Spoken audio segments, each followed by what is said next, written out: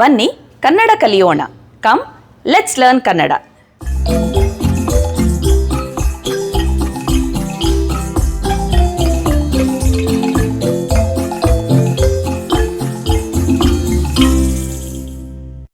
ಎಂಟನೇ ತರಗತಿಯ ತಿಳಿ ಕನ್ನಡ ಪಠ್ಯಪುಸ್ತಕದಿಂದ ಆಯ್ದಿರುವ ಪಾಠ ಬುದ್ಧನ ಸಲಹೆ. ಬರೆದಿರುವ ಲೇಖಕಿ ಡಾಕ್ಟರ್ ನಿರುಪಮಾರವರು. ದಿಸ್ ಲೆಸನ್ ಟೈಟಲ್ಡ್ ಬುದ್ಧನ ಸಲಹೆ is picked from 8th standard Teli Kannada textbook and is written by Dr. Nirupama. Meaning of the title is Advice from Gautama Buddha. ಮಾನವ ಒಂದು ಕಡೆ ಪ್ರಾಕೃತಿಕ ಸಂಪನ್ಮೂಲಗಳನ್ನು ಬಳಸಿಕೊಂಡು ಸುಖ, ಶಾಂತಿ ಹಾಗೂ ಸಮೃದ್ಧಿಯ ಜೀವನ ನಡೆಸಿದರೆ, ಮತ್ತೊಂದೆಡೆ ಅದೇ ಪ್ರಾಕೃತಿಕ ಸಂಪನ್ಮೂಲಗಳನ್ನು ಬಳಸಿಕೊಳ್ಳುವಾಗ ಸ್ವಾರ್ಥ, ದ್ವೇಷ ಹಾಗೂ ದುರಾಸೆಗಳನ್ನು ತುಂಬಿಕೊಂಡು ಬದುಕನ್ನು ಸರ್ವನಾಶ ಮಾಡಿಕೊಳ್ಳುತ್ತಿದ್ದಾನೆ. ಸರ್ವರಿಗೂ ಮೀಸಲಾಗಿರುವ ನೆಲ ಜಲಗಳನ್ನು ಹಂಚಿಕೊಳ್ಳುವಾಗ ವಿವೇಕವನ್ನು ಕಳೆದುಕೊಂಡು ಯುದ್ಧಕ್ಕೆ ಸನ್ನದ್ಧನಾಗುತ್ತಾನೆ. ಯುದ್ಧಗಳಿಂದ ಅಪಾರ ಸಾವು ನೋವುಗಳು ಉಂಟಾಗಿ ಬದುಕು ನರಕವಾಗಿ ಬಿಡುತ್ತದೆ ಎಂಬ ಸತ್ಯವನ್ನು ಮರೆತು ಬಿಡುತ್ತಾನೆ. ಇಂದು ಮನುಷ್ಯ ಬದುಕಲು ಗಾಳಿ, ನೀರು, ಆಹಾರ ಎಷ್ಟು ಮುಖ್ಯವೋ, ಸುಖ, ಶಾಂತಿ, ನೆಮ್ಮದಿಗಳು ಅಷ್ಟೇ ಮುಖ್ಯ ಎಂಬುದನ್ನು ಎಲ್ಲರೂ ಅರಿಯಬೇಕಿದೆ. ಜೀವನದಲ್ಲಿ ಎಂತಹ ಸಮಸ್ಯೆಗಳು ಉದ್ಭವಿಸಿದರೂ ಅವುಗಳನ್ನು ವಿವೇಕದಿಂದ ಸೌಹಾರ್ದಯುತವಾಗಿ ಬಗೆಹರಿಸಿಕೊಳ್ಳಲು ಸಾಧ್ಯವಿದೆ ಎಂಬ ಸಂದೇಶ ಬುದ್ಧನ ಸಲಹೆ ಪಾಠದ ಮೂಲಕ ವ್ಯಕ್ತವಾಗುತ್ತದೆ. Humans use natural resources to live happily, peacefully and in prosperity. But at the same time, when using these same resources, they often fill their lives with selfishness, hatred and greed, eventually destroying themselves. Land and water belong to everyone, but when sharing them, people lose wisdom and get ready for war. Wars cause great loss of life and brings sufferings. This turns life into misery, yet people forget this truth. Today, just as air, water and food are essential for living, peace, happiness and calmness are equally important. Whatever problems arise in life, they can be solved wisely and in a friendly manner. This is the message conveyed through the lesson, Buddha's advice. ಪಾಠ ಶುರು ಮಾಡುವ ಮೊದಲು ಗೌತಮ ಬುದ್ಧರ ಬಗ್ಗೆ ಒಂದು ಚಿಕ್ಕ ಪರಿಚಯದೊಂದಿಗೆ ನಮ್ಮ ಜ್ಞಾನವನ್ನು ಮತ್ತೊಮ್ಮೆ ನೆನಪಿಸಿಕೊಳ್ಳೋಣ. We all know about Gautama Buddha. Let's take a moment to quickly refresh our minds with a brief introduction before we start our lesson. Siddhartha ಎಂಬ ರಾಜಕುಮಾರನಿಗೆ ಅವನ ಅರಮನೆಯ ಸುಖಗಳಲ್ಲಿ ಸಂತೋಷವಿರಲಿಲ್ಲ. ಒಂದು ದಿನ ಅವರು 4 ನೋವು ಮತ್ತು ಕಷ್ಟಗಳ ದೃಶ್ಯವನ್ನು ಕಂಡರು. ವೃದ್ಧ, ರೋಗಿ, ಶವ ಮತ್ತು ಸನ್ಯಾಸಿ. ಇದೇ ಕಾರಣಕ್ಕೆ ಸತ್ಯವನ್ನು ಹುಡುಕಲು ತಮ್ಮ ಅರಮನೆಯನ್ನು ತೊರೆದರು. ಹಲವಾರು ವರುಷಗಳ ತಪಸ್ಸಿನ ನಂತರ ಅವರು ಬೋಧಗಯಾದಲ್ಲಿ ಒಂದು ಬೋಧಿ ವೃಕ್ಷದ ಕೆಳಗೆ ಧ್ಯಾನ ಮಾಡುತ್ತಿದ್ದಾಗ ಅವರಿಗೆ ಜ್ಞಾನೋದಯವಾಯಿತು. ಈ ಜ್ಞಾನೋದಯದ ನಂತರವೇ ಅವರು ಬುದ್ಧ, ಅಂದರೆ ಜ್ಞಾನ ಪಡೆದವರು ಎಂದು ಕರೆಸಿಕೊಂಡರು. ಹೀಗೆ ಸಿದ್ಧಾರ್ಥನು ಬುದ್ಧನಾದರು. Prince Siddhartha was not happy with the luxuries of the palace that he was born in. One day, he saw 4 sights of suffering and hardship: an old man, a sick person, a corpse, and a monk. Because of this, he left his palace to seek the truth. After many years of penance, while meditating under a Bodhi tree in Bodh Gaya, he attained enlightenment. After this enlightenment, he came to be known as the Buddha, which means the enlightened one. This is how Siddhartha became Lord Buddha or Gautama Buddha. ಬಹಳ ವರ್ಷಗಳ ಹಿಂದಿನ ಮಾತು. ಭಾರತದ ಉತ್ತರ ಭಾಗದಲ್ಲಿ ಕಪಿಲವಸ್ತು ಎಂಬ ನಗರವಿತ್ತು. ಅದನ್ನು ಶಾಕ್ಯರೆಂಬ ಅರಸು ಮನೆತನದವರು ಆಳುತ್ತಿದ್ದರು. ಶಾಕ್ಯರ ಅರಸ ಶುದ್ಧೋಧನನಿಗೆ ಸಿದ್ಧಾರ್ಥನೆಂಬ ಮಗ ಹುಟ್ಟಿದನು. ಆತ ಬೆಳೆದ ಮೇಲೆ ಸನ್ಯಾಸ ಸ್ವೀಕರಿಸಿ ಭಗವಾನ್ ಬುದ್ಧನಾದನು. This is a story from many years ago. In the northern part of India, There was a city called Kapilavastu. It was ruled by a royal family called the Shakyas. The Shakya king Shuddhodana had a son named Siddhartha. After growing up, he became Lord Buddha. ಕಠಿಣ ಪದಗಳ ಅರ್ಥ: ವರ್ಷ, ವರುಷ, year; ಉತ್ತರ ಭಾಗ, ಉತ್ತರ ದಿಕ್ಕಿನ ಭಾಗ, ನಾರ್ದರ್ನ್ ಪಾರ್ಟ್; ನಗರ, ಪಟ್ಟಣ ಅಥವಾ ಊರು, ಸಿಟಿ ಆರ್ ಟೌನ್; ಅರಸು ಮನೆತನ, ರಾಜವಂಶ, ರಾಯಲ್ ಫ್ಯಾಮಿಲಿ ಆರ್ ಡೈನಾಸ್ಟಿ; ಆಳುತ್ತಿದ್ದರು, ರಾಜ್ಯಭಾರ ಮಾಡುತ್ತಿದ್ದರು, ವರ್ ರೂಲಿಂಗ್; ಹುಟ್ಟಿದನು, ಜನಿಸಿದನು, ವಾಸ್ ಬಾರ್ನ್; ಸನ್ಯಾಸ ಸ್ವೀಕರಿಸಿ, ಸನ್ಯಾಸತ್ವವನ್ನು ಸ್ವೀಕರಿಸಿ, ಹ್ಯಾವಿಂಗ್ ಟೇಕನ್ ಅಪ್ ರಿನೌನ್ಸಿಯೇಷನ್. ಈಗ ನೇಪಾಳ ದೇಶದಲ್ಲಿ ಸೇರಿ ಹೋಗಿರುವ ಕಪಿಲವಸ್ತು ನಗರದ ಸಮೀಪದಲ್ಲಿ ಹೇಮಕೂಟ ಪರ್ವತವಿದೆ. ಆ ಪರ್ವತದಲ್ಲಿ ಹುಟ್ಟಿದ ಗಂಗಾ ನದಿ ದಕ್ಷಿಣಕ್ಕೆ ಕಾಶಿ ನಗರದವರೆಗೆ ಹರಿದು ನಂತರ ಕವಲಾಗಿ ಬಂಗಾಳ ಸಮುದ್ರಕ್ಕೆ ಸೇರುತ್ತದೆ. ಆ ಕಾಲದಲ್ಲಿ ಗಂಗಾ ನದಿಯ ಎರಡು ಬದಿಗಳಲ್ಲಿ ಎರಡು ರಾಜ್ಯಗಳಿದ್ದವು. ಒಂದು ವತ್ಸ ರಾಜ್ಯ, ಇನ್ನೊಂದು ಮಗಧ ರಾಜ್ಯ. ಈ ನದಿಯಿಂದ ಎರಡೂ ರಾಜ್ಯಗಳು ಉಪಯೋಗ ಪಡೆದು ಸುಭಿಕ್ಷವಾಗಿದ್ದವು. ಗಂಗಾ ನದಿಯ ತಟ್ಟಲಿನಲ್ಲಿ ಅಥವಾ ಬದಿಯಲ್ಲಿ ಇದ್ದ ಈ ಎರಡು ರಾಜ್ಯಗಳು, ವತ್ಸ ರಾಜ್ಯ ಮತ್ತು ಮಗಧ ರಾಜ್ಯ, ನದಿಯ ನೀರಿನ ಉಪಯೋಗ ಪಡೆದುಕೊಂಡು ಬಹಳ ಸುಭಿಕ್ಷವಾಗಿದ್ದವು ಅಥವಾ ಸಮೃದ್ಧವಾಗಿದ್ದವು ಎಂದು ಹೇಳಲಾಗಿದೆ. ಯಾಕೆ ಸಮೃದ್ಧವಾಗಿರುತ್ತದೆ? ಅಲ್ಲಿ ಏನೇ ಬೆಳೆಯಲು, ಬೇಳೆ ಅಥವಾ ದವಸ ಧಾನ್ಯಗಳನ್ನು ಬೆಳೆಯಲು ನೀರಿನ ತೊಂದರೆ ಇರಲಿಲ್ಲ. ಆದ್ದರಿಂದ ಆ ಎರಡು ರಾಜ್ಯಗಳು ಬಹಳ ಸಮೃದ್ಧವಾಗಿದ್ದವು. Near the city of Kapilavastu, which is now part of Nepal, there is a mountain called Hemakuta. The Ganga river, which originates from that mountain, flows southwards up to Kashinagar and then branches off to join the Bay of Bengal. In those times, there were two kingdoms on both sides of the Ganga river. One was the Vatsa kingdom and the other was the Magadha kingdom. Both kingdoms benefited from this river and were very prosperous.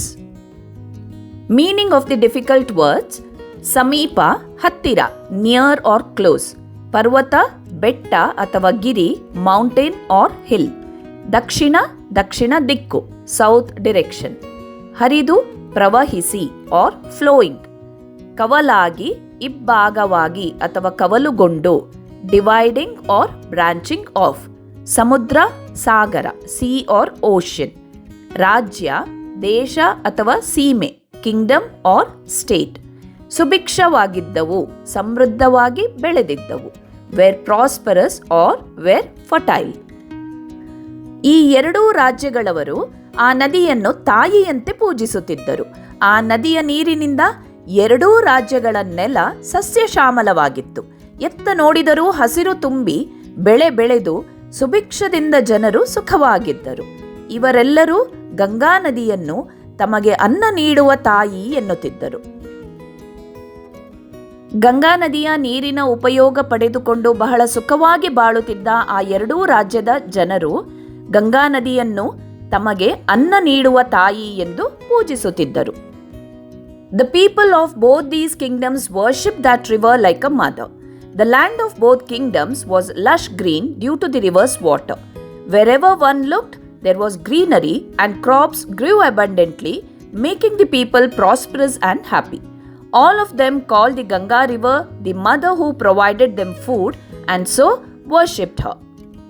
Meaning of the difficult words: ಪೂಜಿಸು, ಆರಾಧಿಸು ಅಥವಾ ಗೌರವಿಸು, to worship; ಸಸ್ಯ ಶ್ಯಾಮಲ, ಹಸಿರು ಬೆಳೆಗಳಿಂದ ಕೂಡಿದ ಭೂಮಿ; green and fertile land, ಸುಭಿಕ್ಷ, ಸಮೃದ್ಧವಾದ ಅಥವಾ ಹೇರಳವಾದ; ಪ್ರಾಸ್ಪರಸ್ ಆರ್ ಅಬಂಡೆಂಟ್, ಸುಖವಾಗಿದ್ದರು, ಸಂತೋಷವಾಗಿದ್ದರು, ವೇರ್ ಹ್ಯಾಪಿ ಆ್ಯಂಡ್ ಕಂಫರ್ಟೇಬಲ್; ಅನ್ನ ನೀಡುವ ತಾಯಿ, ಅನ್ನವನ್ನು ಕೊಡುವ ಭೂಮಿ ಅಥವಾ ಭೂತಾಯಿ; the mother land who gives food.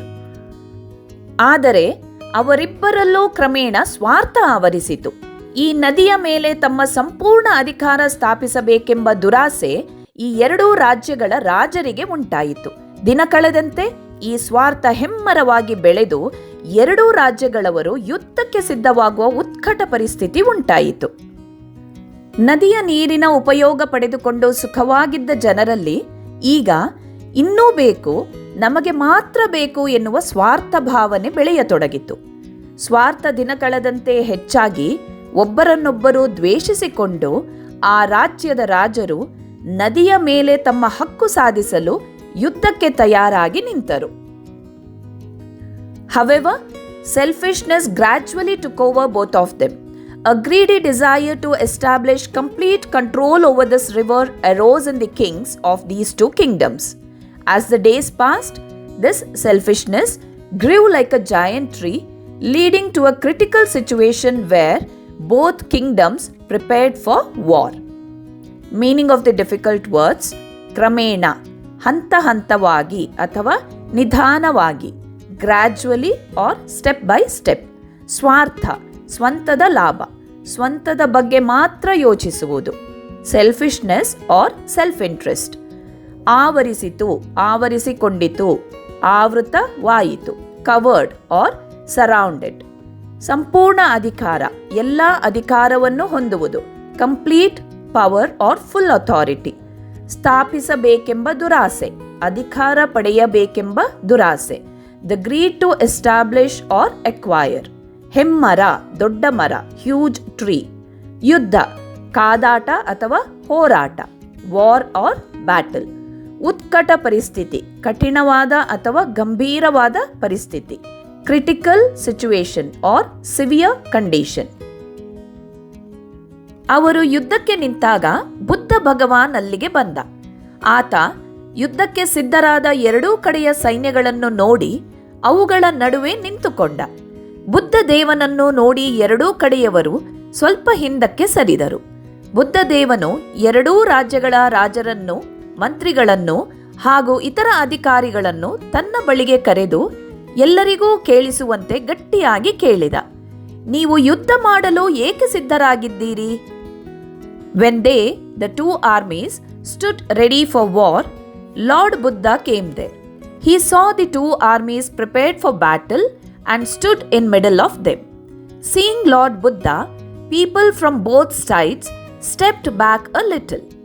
Lord Buddha called the kings, ministers and other officials of both the kingdoms to him and asked loudly so that everyone could hear, "Why are you ready to wage war?"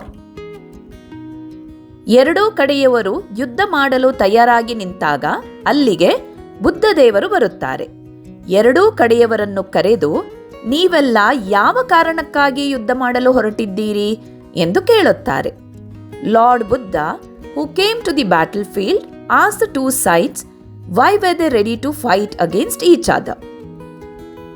Meaning of the difficult words: ಸೈನ್ಯ, ಸೇನೆ, ದಂಡು ಅಥವಾ ಸೈನಿಕರ ಸಮೂಹ. Army, military or a group of soldiers. ರಾಜ, ಅರಸ ಅಥವಾ ಅಧಿಪತಿ, ಕಿಂಗ್. ಮಂತ್ರಿ, ಕಾರ್ಯದರ್ಶಿ ಆರ್ ಮಿನಿಸ್ಟರ್. ಅಧಿಕಾರಿ, ಪ್ರಮುಖ ವ್ಯಕ್ತಿ, ಆಫೀಸರ್ ಆರ್ ಅನ್ ಅಫಿಷಿಯಲ್. ನಮ್ಮ ಜೀವನಾಧಾರವಾದ ಗಂಗಾ ನದಿಯ ನೀರಿಗಾಗಿ ಅವರೆಲ್ಲರೂ ಒಕ್ಕೊರಲಿನಿಂದ ಉತ್ತರವಿತ್ತರು. ನದಿಯ ನೀರು, ಮಾನವ ರಕ್ತ, ಇವೆರಡರಲ್ಲಿ ಯಾವುದು ಹೆಚ್ಚು ಬೆಲೆಯುಳ್ಳದ್ದು? ಮನುಷ್ಯನ ರಕ್ತ ನದಿ ನೀರಿಗಿಂತ ತುಂಬಾ ಬೆಲೆಯುಳ್ಳದ್ದು. ಎರಡೂ ಕಡೆಯವರಿಂದ ಉತ್ತರ ಬಂತು. For the water of Ganga river, which is the basis of our lives, they all answer together. Of the two, river water and human blood, which is more valuable? Human blood is far more valuable than river water, came the answer from both the sides. ಬುದ್ಧನ ಪ್ರಶ್ನೆಗೆ ಅವರೆಲ್ಲರೂ ನಮ್ಮ ಯುದ್ಧ ಗಂಗಾ ನದಿಯ ನೀರಿಗಾಗಿ ಎಂದರು. ಆಗ ಬುದ್ಧದೇವರು ಅವರಲ್ಲಿ, ನೀರು ಮತ್ತು ರಕ್ತ ಇವೆರಡರಲ್ಲಿ ಯಾವುದು ನಿಮಗೆ ಜಾಸ್ತಿ ಮುಖ್ಯ? ಯಾವುದು ಜಾಸ್ತಿ ಬೆಲೆ ಇರುವಂಥದ್ದು ಎಂದು ಕೇಳಿದರು. ಆ ಪ್ರಶ್ನೆಗೆ ಅಲ್ಲಿದ್ದವರೆಲ್ಲ ಹೆಚ್ಚು ಬೆಲೆ ಇರುವಂಥದ್ದು ರಕ್ತ ಎಂದರು. When Buddha asked them a question, which was more valuable, water or blood? All there replied it was blood. ಕಠಿಣ ಪದಗಳ ಅರ್ಥ: ಜೀವನಾಧಾರ, ಬದುಕಿಗೆ ಆಧಾರವಾದದ್ದು, ದ ಬೇಸಿಸ್ ಆಫ್ ಲೈಫ್. ಒಕ್ಕೊರಲಿನಿಂದ, ಒಟ್ಟಾಗಿ ಅಥವಾ ಸಾಮೂಹಿಕವಾಗಿ, in one voice or unanimously. ಉತ್ತರ, ಮರುಮಾತು ಅಥವಾ ಪ್ರತಿಕ್ರಿಯೆ, ಆನ್ಸರ್ ಆರ್ ರಿಪ್ಲೈ. ನದಿಯ ನೀರು, ನದಿಯ ಜಲ, ರಿವರ್ ವಾಟರ್. ಮಾನವ ರಕ್ತ, ಮನುಷ್ಯನ ರಕ್ತ, ಹ್ಯೂಮನ್ ಬ್ಲಡ್. ಹೆಚ್ಚು ಬೆಲೆ, ಹೆಚ್ಚಿನ ಬೆಲೆ ಅಥವಾ ಹೆಚ್ಚು ಅಮೂಲ್ಯವಾದದ್ದು, more valuable or higher price. ಎರಡೂ ಕಡೆ, ಎರಡೂ ಭಾಗಗಳಲ್ಲಿ, on both sides or both parties. ಹಾಗಾದರೆ ನೀವು ಕಡಿಮೆ ಬೆಲೆ ಇರುವ ನೀರಿಗಾಗಿ ಅದಕ್ಕಿಂತಲೂ ಅಮೂಲ್ಯವಾದ ರಕ್ತವನ್ನು ಹರಿಸಲು ಏಕೆ ಸಿದ್ಧರಾಗಿದ್ದೀರಿ ಎಂದು ಬುದ್ಧ ಪುನಃ ಪ್ರಶ್ನಿಸಿದ. ನಮ್ಮ ಜೀವಗಳಿಗೆ ಈ ಗಂಗಾ ನದಿಯ ನೀರು ತುಂಬಾ ಅವಶ್ಯಕವಲ್ಲವೇ ಎಂದು ಎರಡೂ ಕಡೆಯವರು ಕೇಳಿದರು. ನೀವು ಜೀವಿಸಬೇಕೆಂದಿದ್ದೀರಲ್ಲವೇ, ಮತ್ತೆ ಸಾಯಲೇಕೆ ಸಿದ್ಧರಾಗಿದ್ದೀರಿ ಎಂದು ಕೇಳಿದ ಬುದ್ಧ. ಎರಡೂ ರಾಜ್ಯದ ಮಂತ್ರಿಗಳು ಹೀಗೆ ಹೇಳಿದರು: ಸ್ವಾಮಿ, ಎರಡೂ ರಾಜ್ಯಗಳ ನಡುವೆ ದ್ವೇಷ ಅಸೂಯೆಗಳಿಂದ ಪರಿಸ್ಥಿತಿ ವಿಷಮಿಸಿದೆ. ಇದಕ್ಕೆ ಪರಿಹಾರವೇ ಇಲ್ಲ. ಈಗ ಯುದ್ಧದ ಹೊರತು ಬೇರೆ ದಾರಿ ಇಲ್ಲ. Then why are you ready to shed invaluable blood for water, which is of lesser value? Buddha asked again. Isn't the water of this Ganga river very essential for our lives? Asked the people from both the sides. You want to live, don't you? Then why are you ready to die? Asked Buddha. The ministers of both kingdoms said this. Swami, the situation between the two kingdoms has become poisoned by hatred and envy. There is no solution to this. Now, there is no other way except war. ರಕ್ತದ ಬೆಲೆ ಹೆಚ್ಚು ಎಂದು ಹೇಳುವ ನೀವು ಅದಕ್ಕಿಂತ ಕಮ್ಮಿ ಬೆಲೆ ಇರುವ ನೀರಿಗಾಗಿ ಜಗಳವಾಡುತ್ತಿದ್ದೀರಲ್ಲ ಎಂದು ಬುದ್ಧದೇವ ಅವರಲ್ಲಿ ಕೇಳಿದಾಗ, ಗಂಗಾ ನದಿಯ ನೀರು ನಮಗೆ, ನಮ್ಮೆಲ್ಲರ ಜೀವನಕ್ಕೆ ತುಂಬಾ ಮುಖ್ಯ, ಹಾಗಾಗಿ ಎಂದರು. ಬದುಕಬೇಕೆಂದು ಆಸೆ ಇರುವ ನೀವೆಲ್ಲ ಯುದ್ಧ ಮಾಡಿ ಸಾಯಲು ಹೊರಟಿದ್ದೀರಲ್ಲ ಮತ್ತೆ ಎಂದು ಬುದ್ಧ ಒಂದು ಒಳ್ಳೆಯ ಪ್ರಶ್ನೆಯನ್ನು ಅವರಲ್ಲಿ ಕೇಳುತ್ತಾರೆ. ಆಗ ಎರಡೂ ಕಡೆಯವರು, ಈಗ ಪರಿಸ್ಥಿತಿ ಸರಿಯಿಲ್ಲ, ನೀರಿಗಾಗಿ ನಾವು ಯುದ್ಧ ಮಾಡಲೇಬೇಕಾಗಿದೆ ಎಂದರು. When Buddha asked why they were fighting for water which they valued less than blood, the two sides replied that the water was essential for their lives. When he then asked why they were willing to die fighting when they all had a desire to live, they responded that the current situation gave them no other choice. Meaning of the difficult words: ಕಡಿಮೆ ಬೆಲೆ, ಅಲ್ಪ ಬೆಲೆ, low price or less value. ಅಮೂಲ್ಯವಾದ, ಬೆಲೆ ಕಟ್ಟಲಾಗದ, ಬಹಳ ಮುಖ್ಯವಾದ, invaluable R precious. ರಕ್ತವನ್ನು ಹರಿಸು, ರಕ್ತವನ್ನು ಚೆಲ್ಲು ಅಥವಾ ರಕ್ತಪಾತ ಮಾಡು. To shed blood or to cause blood shed. ಸಿದ್ಧರಾಗಿದ್ದೀರಿ, ಸನ್ನದ್ಧರಾಗಿರುವಿರಿ. You are ready. ಪ್ರಶ್ನಿಸಿದ, ಪ್ರಶ್ನೆಯನ್ನು ಕೇಳಿದ, asked or questioned. ಅವಶ್ಯಕ, ಬೇಕಾದ, ನೆಸೆಸರಿ ಆರ್ ಎಸೆನ್ಷಿಯಲ್. ಜೀವಿಸಬೇಕು, ಬದುಕಬೇಕು, must live or should live. ಸಾಯಲು, ಜೀವ ತ್ಯಜಿಸಲು, ಟು ಡೈ. ದ್ವೇಷ, ಅಸೂಯೆ, ವೈರ, ಹಗೆತನ, ಮತ್ಸರ ಅಥವಾ ಹೊಟ್ಟೆಕಿಚ್ಚು, ಹೇಟ್ರೆಡ್ ಆ್ಯಂಡ್ ಜೆಲಸಿ.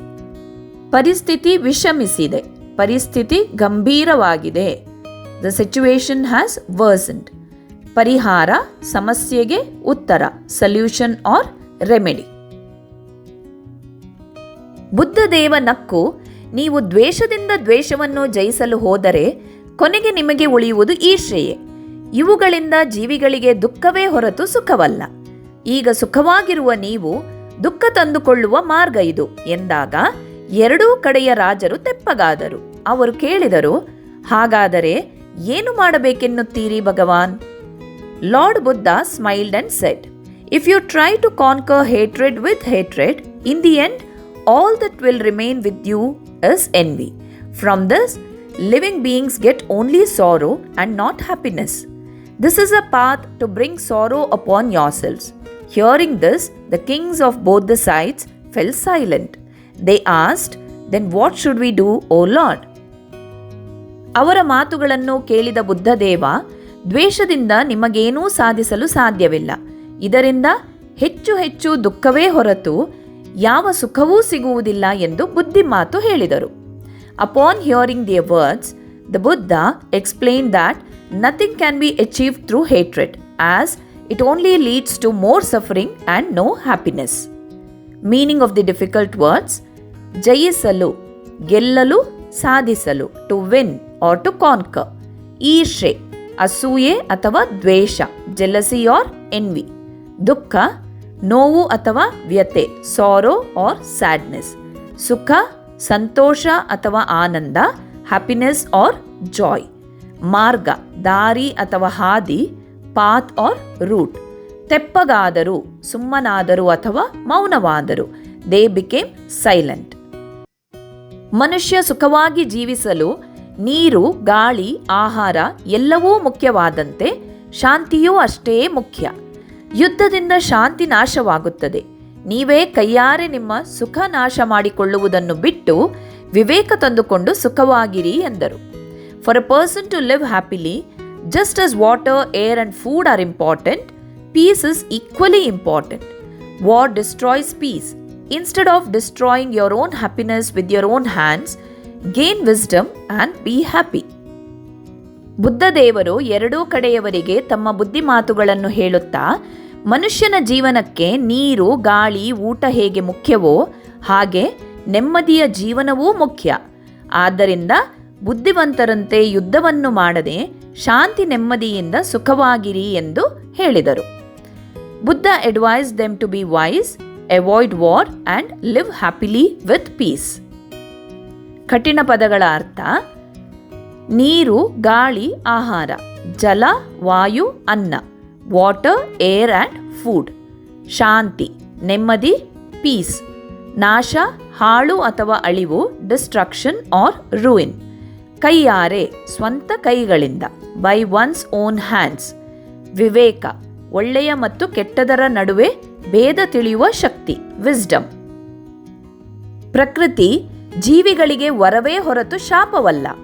ಆ ವರವನ್ನು ಸರ್ವ ಮಾನವರು ಸಮಾನವಾಗಿ ಹಂಚಿಕೊಂಡಾಗ ಎಲ್ಲರಿಗೂ ಸುಖ, ಶಾಂತಿ ಸಿಗುತ್ತದೆ ಎಂದು ಬುದ್ಧದೇವ ಬೋಧಿಸಿದ. ಎರಡೂ ಕಡೆಯ ರಾಜರಿಗೆ ಈ ಸಲಹೆ ಸತ್ಯವೆನಿಸಿತು. ಎಲ್ಲರೂ ಬುದ್ಧದೇವನಿಗೆ ನಮಸ್ಕರಿಸಿ ಯುದ್ಧ ಬೇಡವೆಂದು ತಮ್ಮ ತಮ್ಮ ಊರಿಗೆ ಹೊರಟರು. ಅಂದಿನಿಂದ ಆ ಎರಡೂ ರಾಜ್ಯದ ಜನರು ಸ್ನೇಹದಿಂದ ಸುಖವಾಗಿದ್ದರು. Nature is a boon to living beings, not a curse. When all humans share that boon equally, everyone will attain happiness and peace, Lord Buddha taught. This advice felt true to the kings of both the sides. Everyone bowed to Lord Buddha, decided to stop war and return to their respective villages. From that day, the people of those two kingdoms lived happily and in friendship.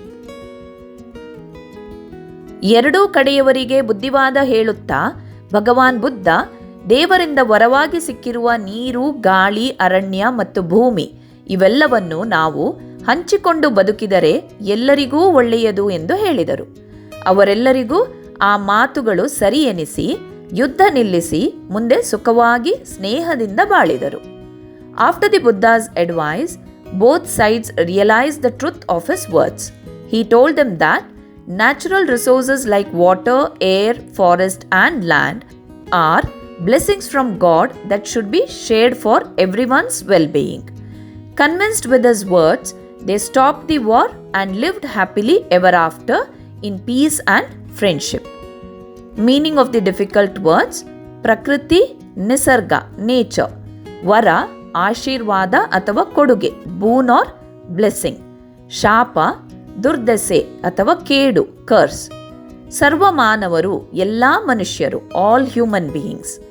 ಹಂಚಿಕೊಂಡು, ಪಾಲು ಮಾಡಿಕೊಂಡು, having shared are distributed. ಸುಖ, ಶಾಂತಿ, happiness and piece. ಬೋಧಿಸಿದ, ತಿಳಿಸಿಕೊಟ್ಟ, ಪಾಠ ಹೇಳಿದ, taught R preached. ಸಲಹೆ, ಮಾರ್ಗದರ್ಶನ ಅಥವಾ ಬುದ್ಧಿವಾದ, ಅಡ್ವೈಸ್ ಆರ್ ಸಜೆಷನ್. ನಮಸ್ಕರಿಸಿ, ವಂದಿಸಿ ಅಥವಾ ಗೌರವಿಸಿ, having bowed, having greeted with respect. ಸ್ನೇಹದಿಂದ ಸುಖವಾಗಿದ್ದರು, ಗೆಳೆತನದಿಂದ ಸಂತೋಷವಾಗಿದ್ದರು. Were happy with friendship. ಅಭ್ಯಾಸ ಭಾಗ. ಒಂದು ವಾಕ್ಯದಲ್ಲಿ ಉತ್ತರಿಸಿ. Answer in one sentence each. Ganga ನದಿ ಯಾವ ಸಮುದ್ರವನ್ನು ಸೇರುತ್ತದೆ? Which sea does the Ganga river join? ಉತ್ತರ: ಗಂಗಾ ನದಿ ಬಂಗಾಳ ಸಮುದ್ರವನ್ನು ಸೇರುತ್ತದೆ. Answer: the Ganga river joins the bay of Bengal. ಎರಡನೆಯ ಪ್ರಶ್ನೆ, ಬುದ್ಧನ ಪ್ರಕಾರ ನದಿ ನೀರಿಗಿಂತ ಹೆಚ್ಚು ಬೆಲೆಯುಳ್ಳದ್ದು ಯಾವುದು? According to Buddha, what is more valuable than river water? ಉತ್ತರ, ಬುದ್ಧನ ಪ್ರಕಾರ ನದಿ ನೀರಿಗಿಂತ ಹೆಚ್ಚು ಬೆಲೆಯುಳ್ಳದ್ದು ಮನುಷ್ಯನ ರಕ್ತ. According to Buddha, human blood is more valuable than river water. ಮೂರನೆಯ ಪ್ರಶ್ನೆ, ಬುದ್ಧ ದೇವನು ಹೇಳುವಂತೆ ಜೀವನದಲ್ಲಿ ಸುಖ ಶಾಂತಿ ಸಿಗಬೇಕಾದರೆ ಏನು ಮಾಡಬೇಕು? According to lord Buddha, what should be done to attain happiness and peace in life? ಉತ್ತರ, ಜೀವನದಲ್ಲಿ ಸುಖ ಶಾಂತಿ ಸಿಗಬೇಕಾದರೆ ಪ್ರಕೃತಿಯ ವರವನ್ನು ಎಲ್ಲರೂ ಸಮಾನವಾಗಿ ಹಂಚಿಕೊಳ್ಳಬೇಕು. Answer, to attain happiness and peace in life, every one must share nature's boon equally. ನಾಲ್ಕನೆಯ ಪ್ರಶ್ನೆ, ವತ್ಸ ಮತ್ತು ಮಗಧ ರಾಜ್ಯದವರು ಯುದ್ಧವನ್ನು ಏಕೆ ನಿಲ್ಲಿಸಿದರು? Why did the people of Vatsa and Magadha kingdoms stop the war? ಉತ್ತರ, ಬುದ್ಧನ ಸಲಹೆ ಸತ್ಯವೆಂದು ಮನವರಿಕೆಯಾಗಿ ದ್ವೇಷದಿಂದ ದ್ವೇಷವನ್ನು ಗೆಲ್ಲಲು ಸಾಧ್ಯವಿಲ್ಲ ಎಂದು ತಿಳಿದ ಕಾರಣ ಅವರು ಯುದ್ಧವನ್ನು ನಿಲ್ಲಿಸಿದರು. Answer, they stop the war because they were convinced that Buddha's advice was true and they understood that hatred cannot be conquered with hatred.